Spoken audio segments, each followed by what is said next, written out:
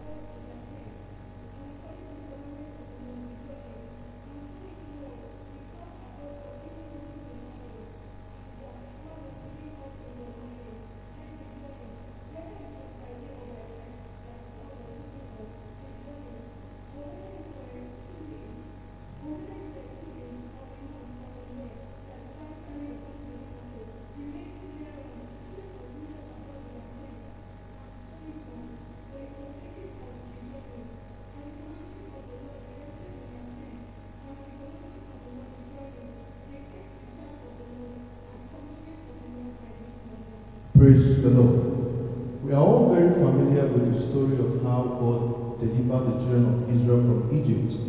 And what we see in this passage is that the Lord began to give them an ordinance to keep. The Lord began to, for the first time, instruct them on how to attend to his matters. From their journey from Israel, God gave them the ordinance that they shall keep the Passover every first month of the Jewish year, and that this was to be a yearly event in the month of Abib, that the children of Israel were expected to keep that Passover unto the Lord. Because since they had left Egypt and up to the point where we are reading, there had not come an instruction from God concerning concerning them or directing them on how to, on the ordinances to keep. And this was the first time from verse 1 to verse 23, we begin to see how the Lord gave them an ordinance that this is what they must do, and this is what they must do regarding the Passover. And what was the attitude of the children of Israel towards this commandment that the Lord gave? We see that the obedience was very prompt. The obedience was quick. The obedience was instant.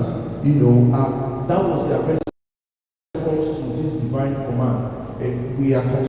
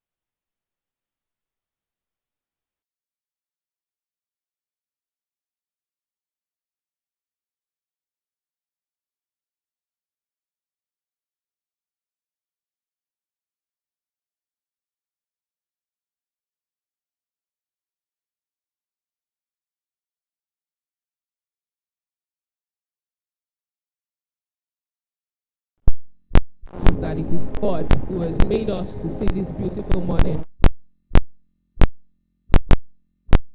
This is a time of worship.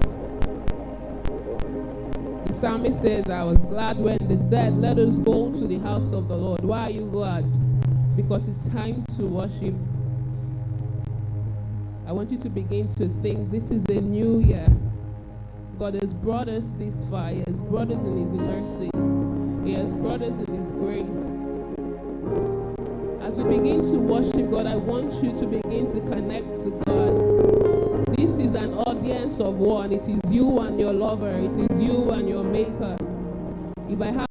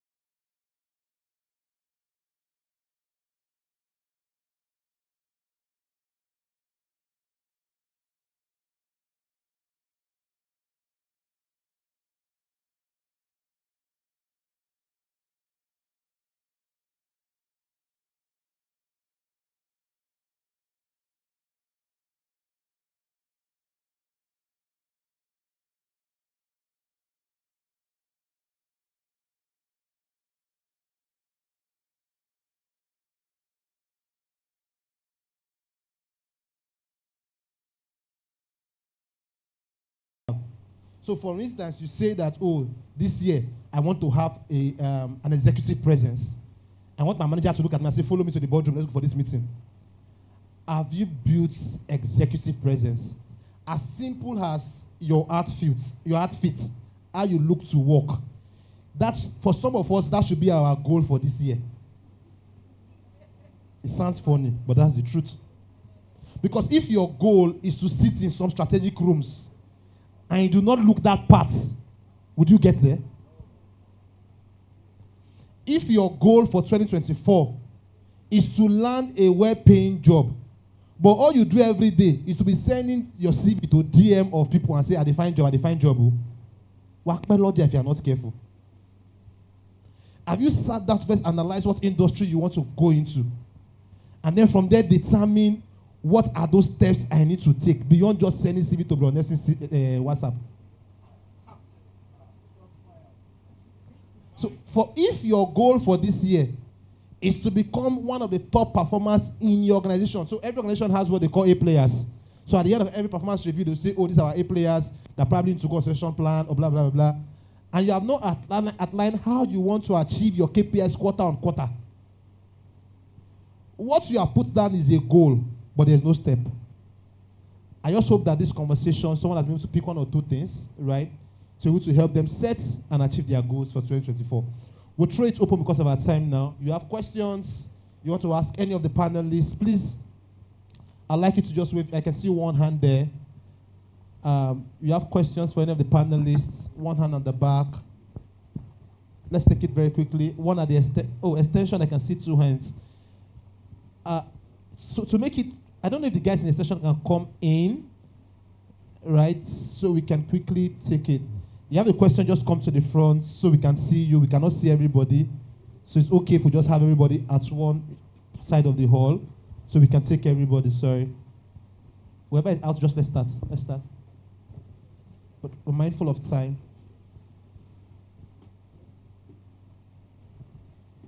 Yeah, she has a question.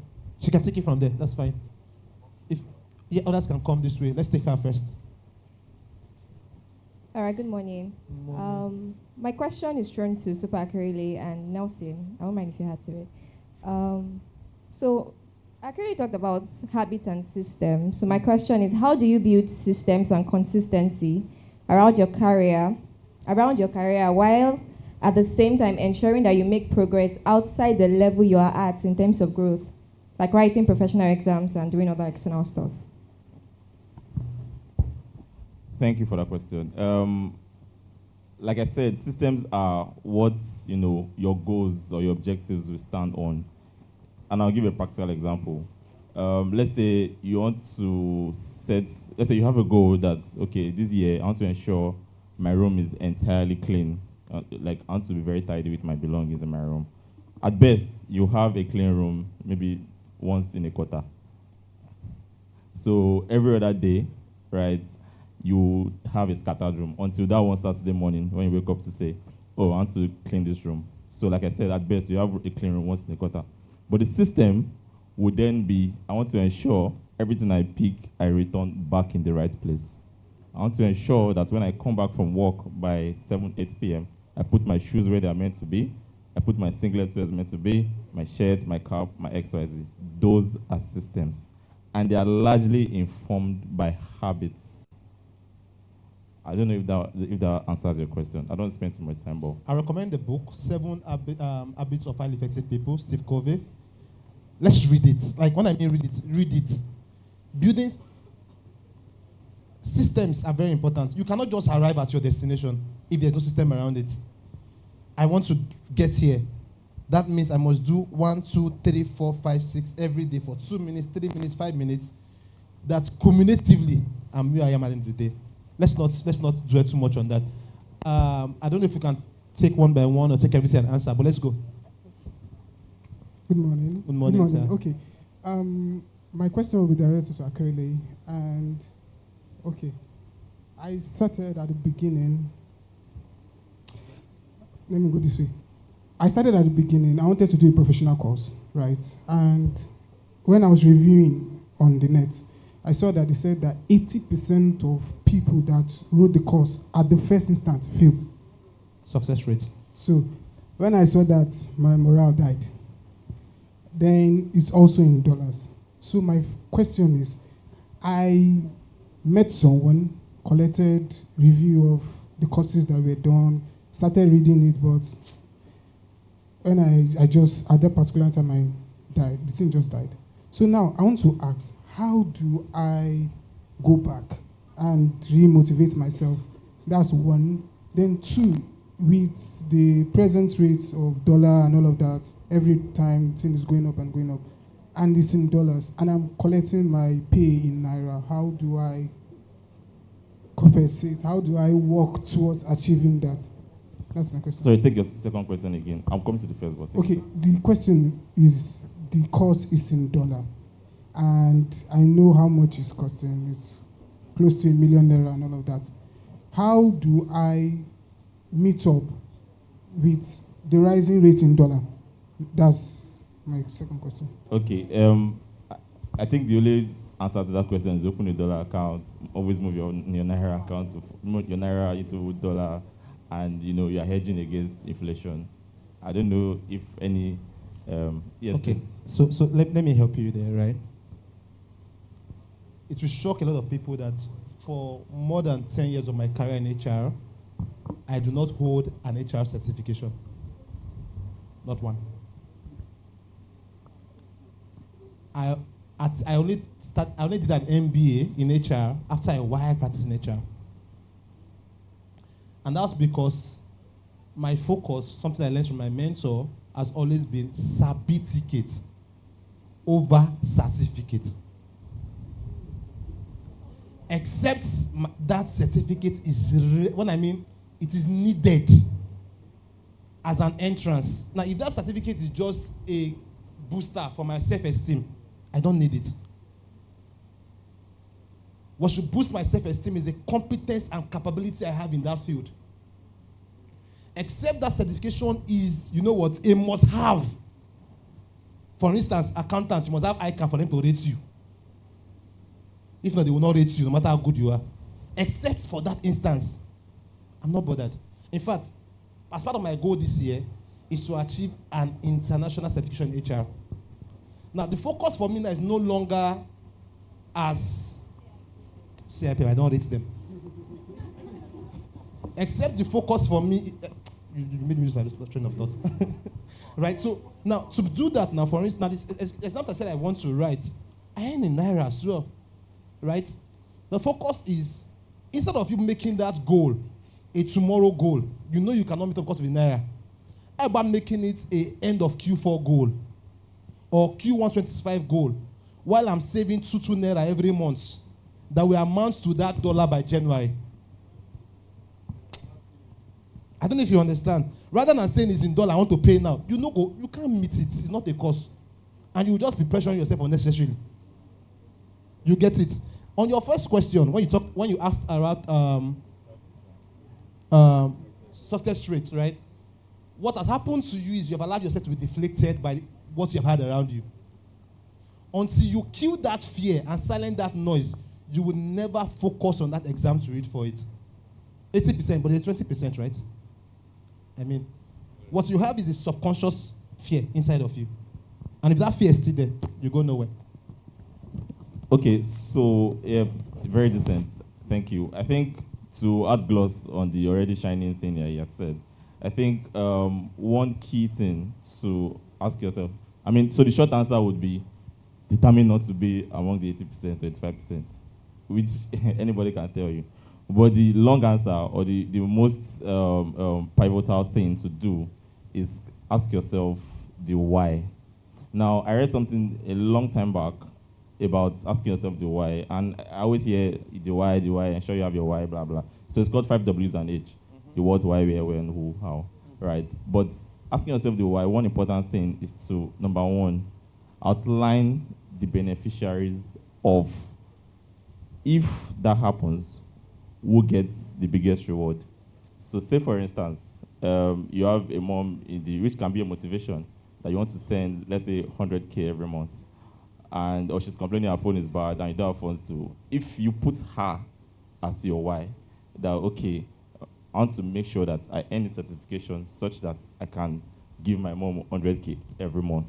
I think that can be enough motivation. Yeah. Again, look for beneficiaries that can enjoy, in quotes, that can live that soft life if you eventually get to achieve that goal. I think it can push the mindset away from the 85% to the 20% or 15% that wins or that passes the exam.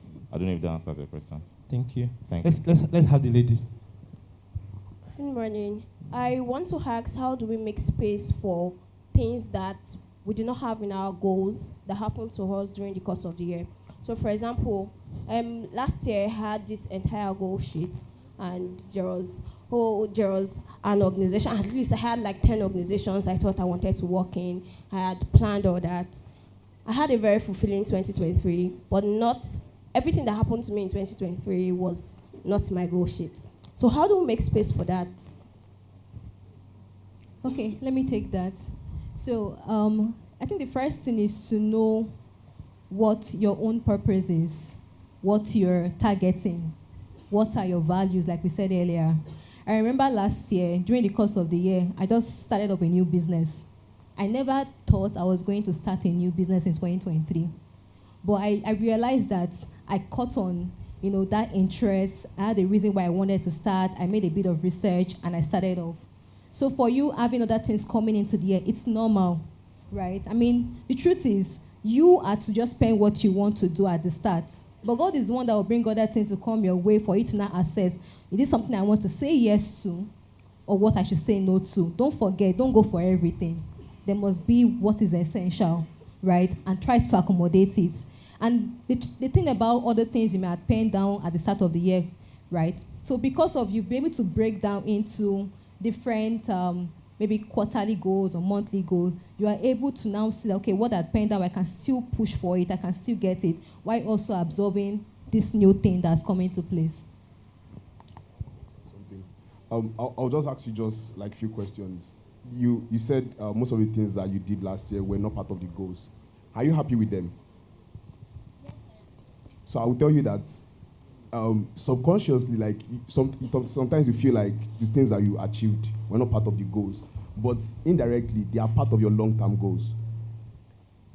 So most likely, most of the things that you had for last year were short-term goals, or things that you wanted to do. You wanted to do them like immediately, but you did not have the opportunity to do them, and some other thing came along, and you're happy with what you were able to achieve last year. So somehow, it also aligns with what your long-term objectives are. And that is why you don't feel like, even though I did not achieve what I wanted to achieve last year, I was still able to do something, and I'm happy with what I was able to do. I don't think you get I think you understand where I'm coming from. Let me add one thing before you go. I learned early last year, for the first time in my life, that I command more value when I learn to say no to some things. I don't have to be too available to anybody anymore. And that's where the value is. People know you have this gift, this. And they want to, before you know, when you say yes to every of those invites, every of those calls, those things, you are losing focus of your own goal. You are getting the limelight, but you're not achieving anything. So you gain more value when you can say no to some things. Say yes to only what aligns to both your short-term, long-term goals, even though we're not in your plan at the beginning of the day. Thank you. Well, time is off. Just these two, let's go. Sharp. All right, okay, so thank you, Sparker. This is for you, Nelson. So during the core of building a consistent habit could be very inconsistent. Like, okay, for example, today I can have a 51% pass rate based on my task. Tomorrow a 95. So how do you forgive yourself? How do you forgive yourself on a daily, knowing that you did not achieve your set goals and it's going to affect your long-term goals? How do you dig deep? So, for example, I did something last year. I was supposed to go on a daily habit of finishing the Bible, I think 3 times. I fell short after like consistent number of over 100 days, and I found it difficult to pick myself back up. And the second question is, if our willpower is finite, this is for you, sir. If our willpower is very finite, then I'll assume that our main currency is our energy. Like, how do you consistently discipline? Because what you said was really mind-blowing. You were able to be very consistent in one thing over a period of time, such that when you were given an opportunity, it was very seamless for you. So that grit and that discipline, how do I maximize my willpower to stretch me when I'm very inconsistent? I'll take it fast because we don't have time. Your first question, we answer the second question.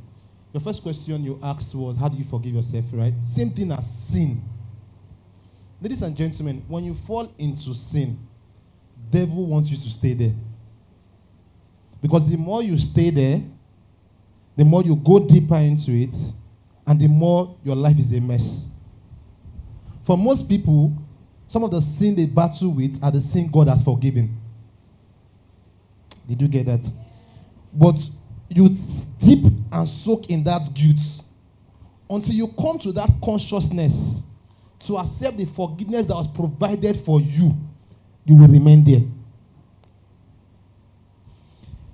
First day, 95%. Second day, 50%. Third day, 50%. What your mind will be doing to you is to focus on the days that you have not done anything. And you keep building your excuse on it. And before you know, subconsciously, you start pushing that goal to next year, next quarter. The goal for is as soon as you realize, as it is hot, stand up. The more you dwell in it, the more you sink in it. Make sense? Yes. Faithful. Sharp. The first thing I would love to tell you to do is make sure that whatever you are doing is something that you're really, really interested in, because that will be your first motivation. Yep. If it's not something that you're really, really interested in, after a while, if things are not going fine, you tend to lose focus or you get discouraged and stuff like that. So for me, it was because I was super, super interested in software engineering. That was the first motivation. Then secondly, Super mentioned something about finding a motivation. It could be people that would be beneficiaries, right? The people that I actually put as my own beneficiaries are my immediate family members. I was like, okay, if I'm able to achieve this, if I'm able to do this, who stands to benefit apart from myself? My parents would enjoy, my siblings will enjoy, they all get to live the soft life, while I also live the soft life. So they were enough motivation for me. And I know everybody will most likely shout. I always told myself that whoever I get married to must live a very soft life, right? So those were enough. Is that marketing? Well, yeah, those things were enough motivation for me to work harder and keep me going consistently. I always wanted to make sure that if I've not been able to achieve what I want to achieve, there's no rest for me. Denying myself of instant gratification,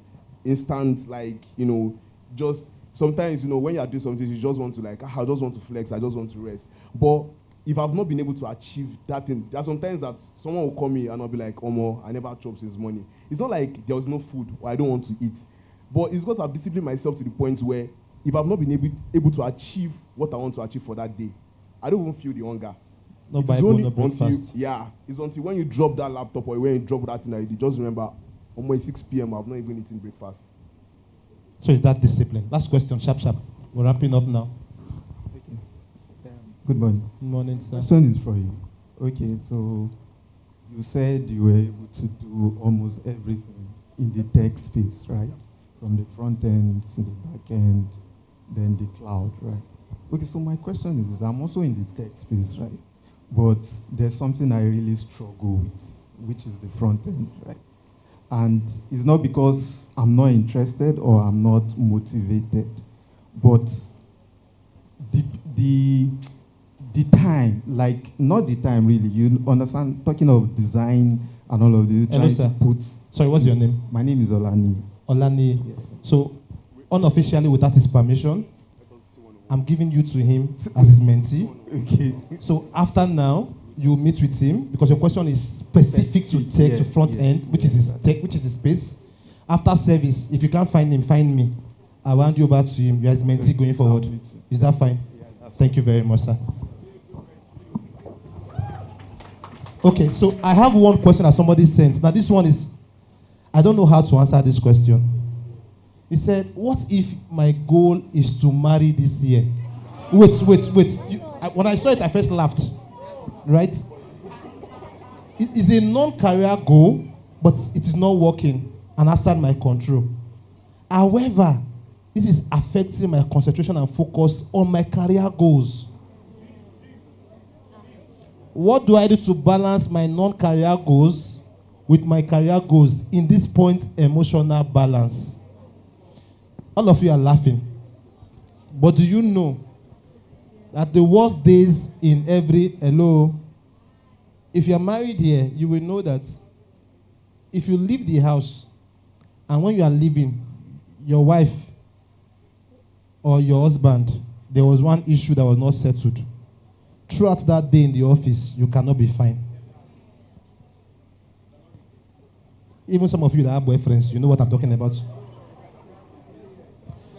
You cannot concentrate. So this question is valid. There's a place of balancing emotional. Please, this person, I cannot answer this question now. And I'm not ashamed to say it. First, I would recommend that you ask Desmond to see PT. Yes, is that important? Second, I advise that you please attend Partnership 3.0. Hopefully, you will find the answers to your question. But please, this is very valid. We are not trying to invalidate you, right? And we trust God that you will find that balance very soon. Okay. Yes, please. One last thing. We're wrapping up. Permission. I just wanted to say I can fully relate with that person. In 2018, I had set goals. Like, I'm a very big person on goals. And, August, I had this set of goals before December. And I had set, including I wanted to get married. All the other goals smashed. Married, look for me. And it happened like following years. And it got to a point where I sat with God and I told him that if you say there's no marriage for me, it's fine. I had to get to that point where it was like, if it's me and you, I'm okay. Because if you're letting marriage affect every other, it's not, I don't think it's marriage is important and married now, but it's not enough to actually stop your other goals. And God now gave me the assurance that I'll get married. I didn't know when. But I pursued every other goal very heavily. So I would advise that, I know it's hard, and I've been there, but I would say don't let it disturb your other goals. Trust me, if God wants married for you, you'll be married. And it's not by your power. So don't let it stress you too much. Tell him this is your matter. If you don't do it, it's me and you. And he will do it. So, yeah, God bless you. You are in this room and you are in your second year career. Second year, you will not lie in church. 2 years in your career, and you're looking to position yourself as a top talent in your industry. 2 years, do like this.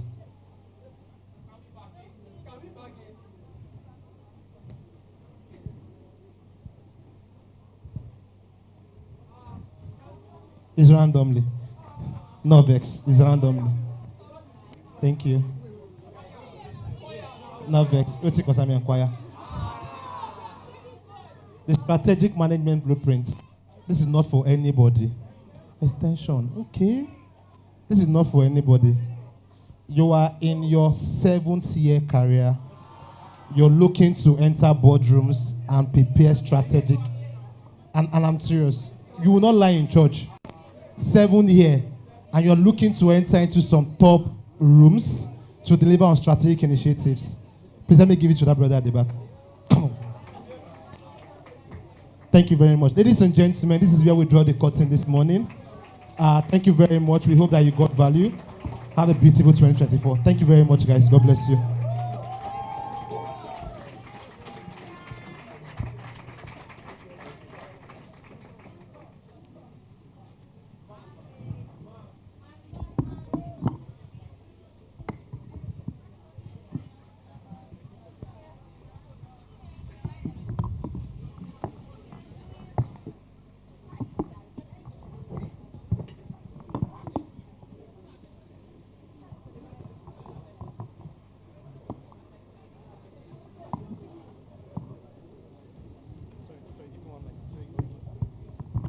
My panelists, please come back. They say we should please take a picture before we go for the optics. While choir is trying to set. My panelists, please come back. Super, Faithful, Mary, Sandra, please sharp. I've just been told we need to take a picture for the optics. Where's Sandra? Please come. Sorry. Sorry I missed that.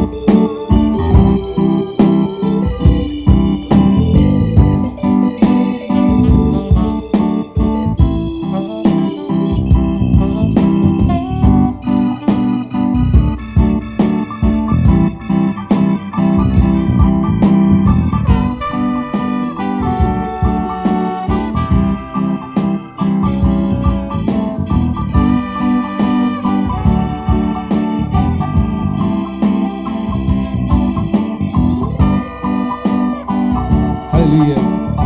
All right, this year we make a declaration to us all that good things are happening. I want you to say that to somebody beside you. Good things are happening to me. You can be loud that good things are happening to me this year. All right, we want you to join in and sing with us and have faith. 14 days already in 2024 and a lot of things have happened. But I want to assure you today that good things will happen to you. And I believe it strongly for us all.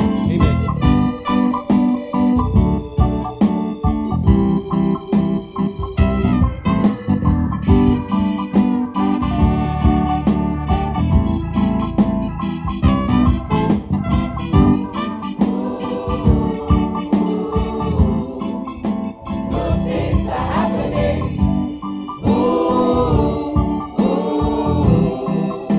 Good things are happening. Ooh.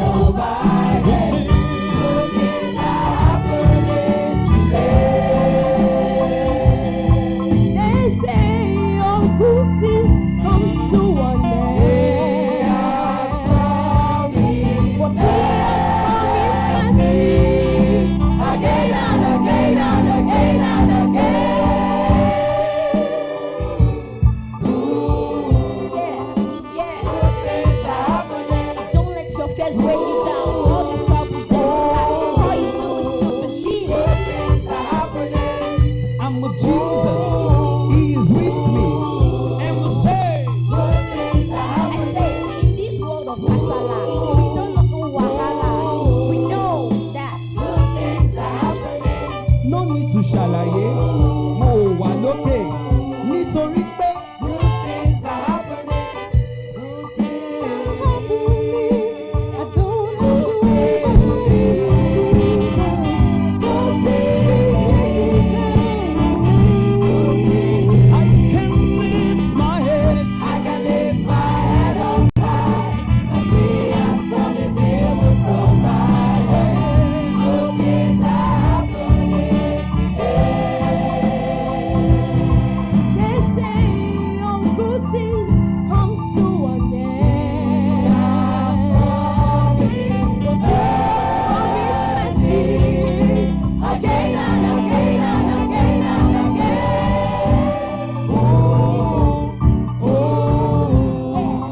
Yeah. Good things are happening. Don't let your face bring you down. This God of hope. Just believe, just believe. Good things are happening.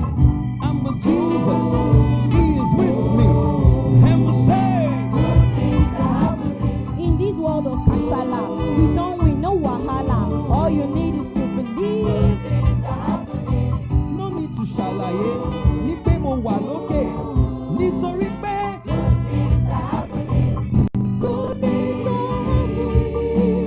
I don't have to worry about anything, 'cause God's sending blessings down my way. I can lift my head up high, 'cause He has promised He will provide. Good things are Happening today. Can I hear you say somebody? Y'all say good things are happening. Good things are happening. Good things are happening today. Join me, somebody speak, say good things are happening. Good things are happening. Say good things are happening to me today, to you. Everybody join me, say good things. Prophesy over your life. Say good things. 2024 are happening today.